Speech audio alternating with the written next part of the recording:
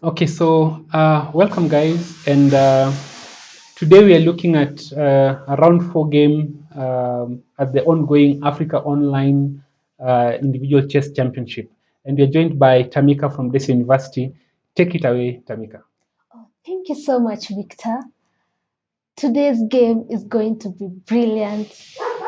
It will be a game between the I am Dante, a 18-year-old young man, versus Andrew Kayonde, a 28-year-old man. Let us wait and see how the game is going to be. But yesterday's view, we saw that I am Dante. The game was played well, and it left everyone talking about it. Yeah, Let us get to hear from Victor. yeah. So yesterday's game was quite an amazing game between I am Dante Beukes versus FM Harold Wanyama, and that game has got lots of people talking. But we are not here to talk about yesterday. We're here to talk about today, and that's round 4 between I am Dante and I am Andrew Kayonde. Yesterday, I am Andrew drew with Africa's best player ever, GM, Super GM actually, Amin Bassem, who was once amongst the top 50 players in the whole world. And without much ado, Tamika, let's get into it. E4, C6, planning the Karokan, but then knight f3, d5, and now Dante plays the move d3. D3 essentially allows for maybe a pick on e4, and a queen exchange, meaning that perhaps Dante is happy to get, and so it's understandable. Andrew says no, queen c7, knight f3, knight f6, developing the knight, and now gaining more space in the center, and a tempo on the knight, attacking the knight that then goes all the way to d7. In this position, it's easy to wonder whether it's not better for white to consider the move e6, but he didn't play that. He played d4. D4, e6, and now this game takes on a French-like structure, pawn structure, and bishop e3 is played. Wait. Did you see that move? What do you think about that move? Well, a6 is the bishop move or the a6 move? The bishop move. Yeah, so this bishop move, you're right to highlight it because it seems this bishop is sitting behind its pawns. And we talk about good bishops and bad bishops. So a bad bishop is one which is blocked by its own pawns. But then again, the plan of play relates to the c3. And indeed, that's exactly what happens. And then the knight is developed to c6. You want to bring out your pieces early. They're going to battle.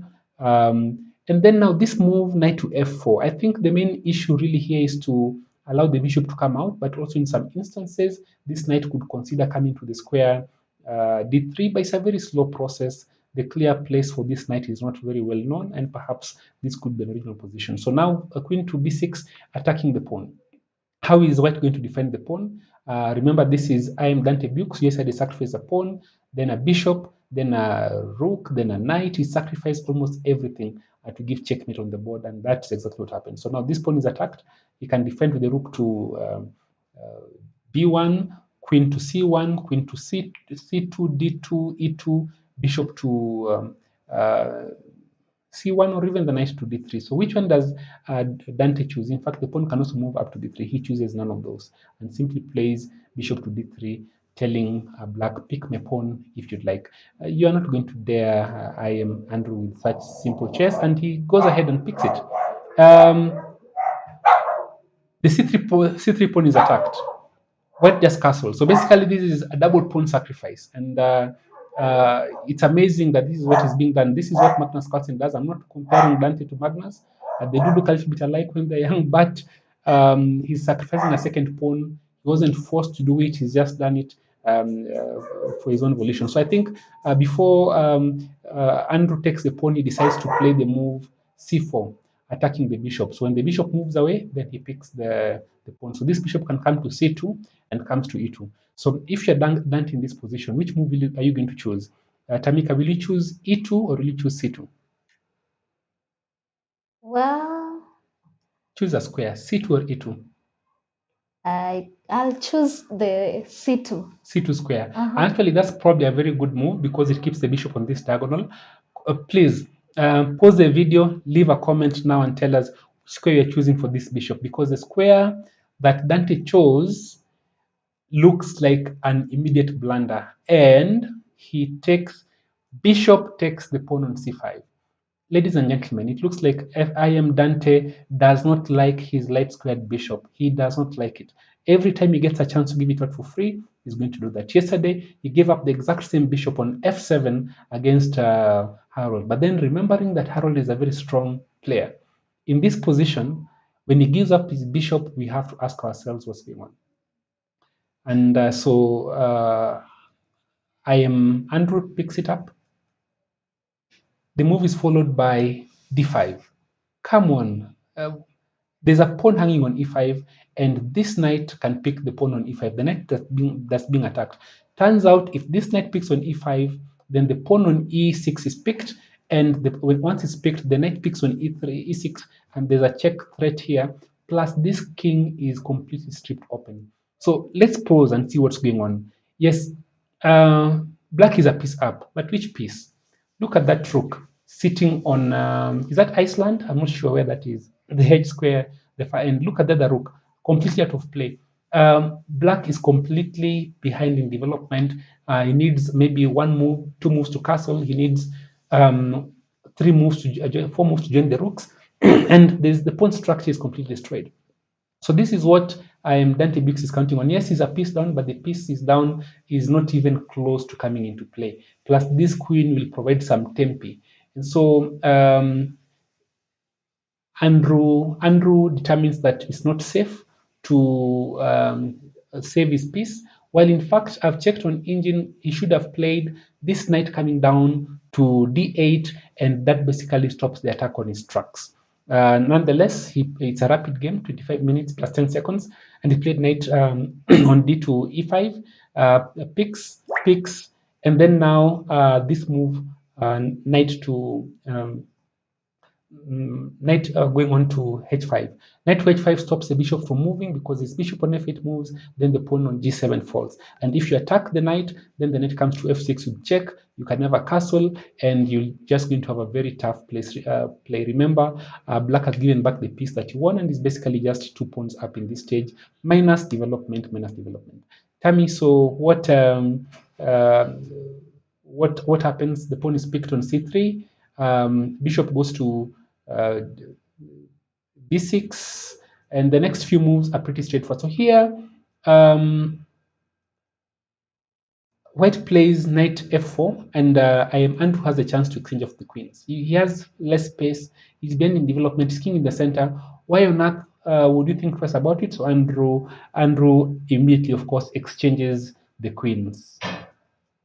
Nah, he does not do that. He escapes that, and it's hard to understand why he does that. He should just exchange the queens. He's 2 pawns up, consolidate and win the game. That's not what he opted for. He's an IM after all. His understanding could be greater, and this knight has no place to go, and the knight is followed through, and now it looks as if black could very easily castle and consolidate. But castling is not easy, because there's a bishop sitting on d7 that needs defense. You can't defend it to the rook to e8 because of the bishop sitting on b6, and suddenly it doesn't look so good. It's Still better for black because of his two extra pawns, but he needs to find a plan to consolidate. Maybe move the knight down to uh, d8, bring the bishop up to c6, and then perhaps castle.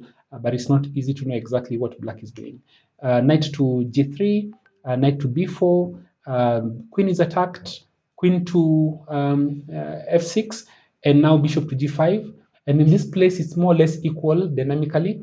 The bishop is picked, king picks, and then the pawn on c4 is picked. Actually, black was 3 pawns up. In this position, the computers give triple zeros, but it's definitely not the easiest thing to play. If black consolidates in it just a few moves, he's good to go. Rook to e1 attacking this knight. The knight is defended. The knight was under attack because this pawn is pinned. Bishop to c6, knight to d4 attacking the bishop, and now the rook comes into play. But this move is actually a mistake because it allows this move. And basically, it's hard to tell what black can do because suddenly all of black's pieces are on the queen side and white's pieces, the king is in the center, the queen is very close to the black king, and this is just an ominous position. So in this position, ladies and gentlemen, Andrew Kayonde lost on time, but actually the computer says it's already -4 position. This pawn is under attack. There are threats around this square. This check is possible with that being picked, and essentially it's very hard to know what black can do to escape. So once again, I am Dante Beukes, gets scores a win and against very tough opposition. Beating I'm Andrew Kayonde, Kayonde is an extremely difficult thing. Ask Vasily Ivanchuk, ask GM Amin Basem, and this is vindication for Harold Wanyama. Harold Wanyama, we forgive you for all the nasty things that were said yesterday because Dante Beukes seems to be on a roll here. Well played. Let's see what comes up in the next games. Tamika will have a look at some of the games that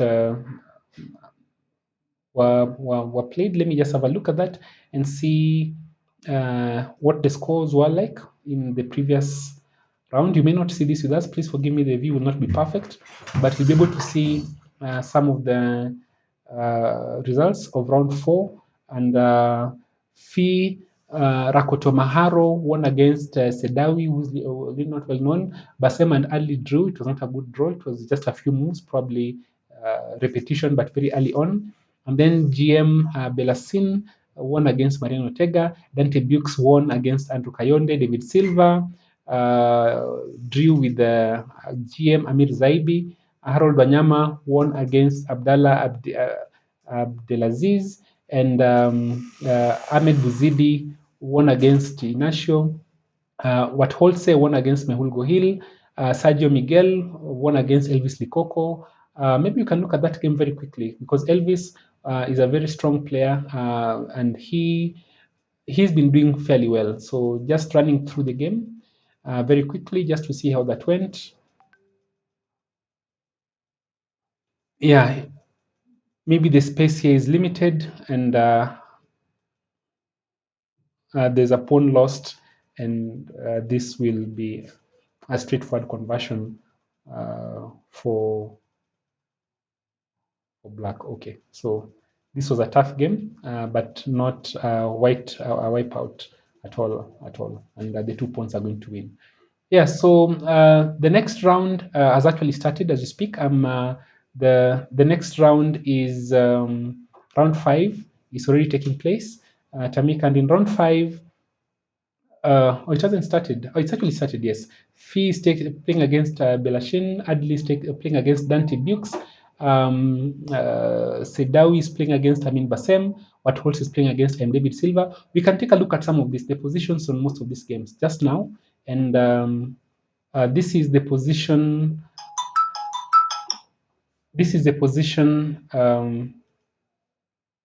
Oh, it's not visible. One moment. Allow me to just do something about it. Okay.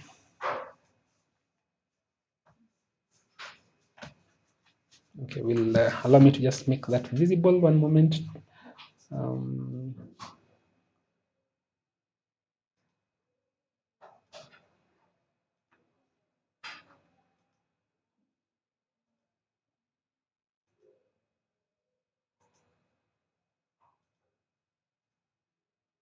Great. So we'll use this for the time being, and yeah, let's go there. This is Fee versus GM Belasin, and it's a Grunfeld. Pretty much, this is all theory, played multiple times, and yeah, that's the position. Let's look at another game. Round 5, we're looking at actually let's try and open this in new tabs and just have a look at what's happening. Very nice. So let's see. This is Ahmed Adlib versus Dante Beukes.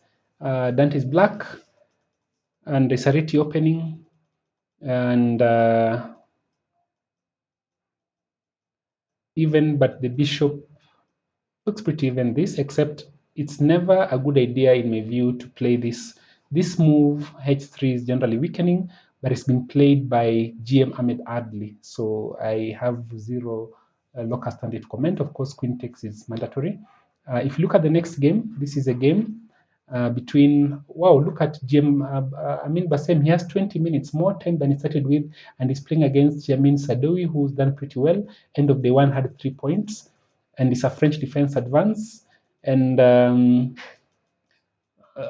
GM Amin Bassem basically has sacrificed a pawn here, and that pawn sacrifice, I'm not sure how it plays out, but of course it allows for significant pressure along the G file. We'll keep an eye on this, not now, but maybe later. And then let's look at this game between Providence Watholse and I am David Silva. Providence is an IM as well, and E4, this is a Karukan advance, and pretty theoretical stuff here. And interesting, a lot of space for white in the center of the queen side, slightly in development, and this could, I think black has to be careful here because this could go wrong very quickly, but we'll pay attention to it and see how it goes. Okay, so yeah, this has potential to go wrong quite quickly. Then let's have a look at Harold Wanyama, who lost to the FM Dante Beukes yesterday, and Harold has 22 minutes versus Sergio Miguel, who has 10, and well, it's a Queen's Indian, Bishop's A6, and some nuances relating to Bishop B4 and Bishop E7. More or less, that's what is now displayed, and those are lines. Most of it is theoretical stuff, and yes, we just pay attention and see how this goes. And those pawns in the center are quite strong, to be honest. It's very possible that white has to be, it's possible that black has just already equalized in this situation. We'll see how this plays out. Of course, time is a factor, and the queen side majority now, I don't like what black just did there, allowing for 3 pawns on the queen side, whereas he has a pawn majority in the center, yes, and none of them is passed. This can be complicated. Dynamic game, we keep an eye on it. And finally, we have an English opening between Donaldo Paiva and Ahmed Bouzidi. Actually, we'll pick a few more games, just have a look at some games by Kenyan players, and we just see how that is going. Let's see, which game can we pick? We look at I am Andrew Kayonde. Let's see how his game is going. And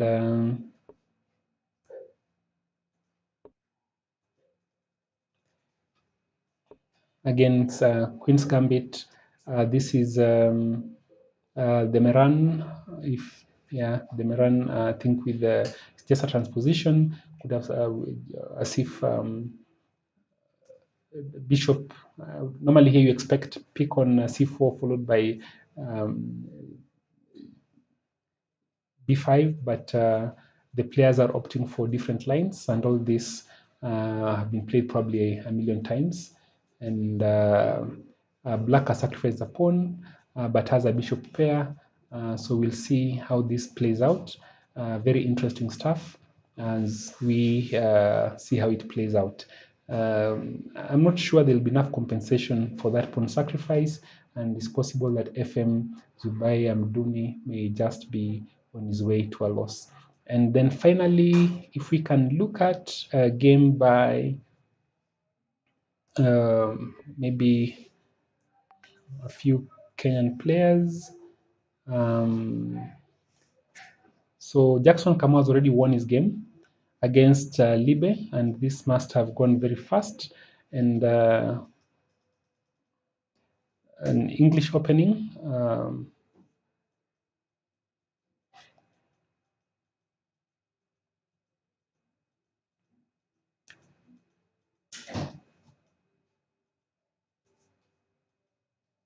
Okay, it's really hard to understand how this loss happened.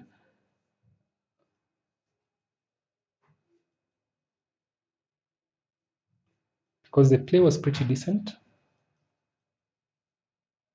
There's a pawn that fell on d5. Okay, so that explains a lot. And from here, that's a very important pawn. And it's just a pretty straightforward loss that will be very hard to recover from. Okay, so that's another pawn falling. And this will become a queen. The king is too active. And there is no escaping this one. Okay, fair enough. And if we look at one game, I'm looking for Elvis Likoko's game, and that will be it. It is. Let's watch. And Elvis Likoko is playing another Kenyan, Ricky Sang, and Ricky Sang has 7 minutes. Elvis Likoko has 21 minutes. And if we look at how the game went, okay, so Ricky is the champion of first principles, a brilliant guy, but hasn't studied his openings well. And he's been trying to prove that you can win at chess without studying. Of course, that will never happen. Wait, a bit of tactics in this line. So let's see what happened here. Okay, knight attacked, and knight is attacked as well. You pick the knight attacking the queen, pick the pawn, and the pawn is picked on f6.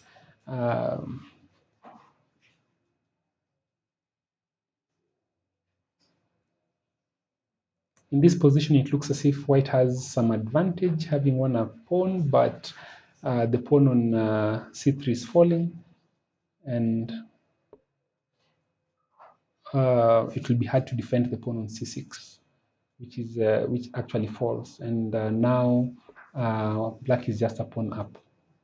Though white has a bishop pair, it's not the easiest thing. Now the bishop pair is gone, and it's pretty hard to see how Tricky is going to survive this. His pawns are fractured. He has a weak pawn on c2, and he's a pawn down, though he has a bishop for a knight. The knight has a very strong pawn on c3. It can be defended. If this pawn gets to d4, the other pawn, well, we'll see how this plays out. Yeah, so that's it, ladies and gentlemen. We have been looking at a number of games, and we are happy to have reviewed the game from round 3. We will be signing off. Tamika, you have something to say? Wow, the game was very interesting. Yeah, so thank you, Tamika, for joining us. We look forward to hosting you again in future. We are hopeful that you'll be kind enough to join us in future videos. Guys, remember to like, subscribe, leave a comment, and encourage the players. Best luck with the players participating in this event. Cheers.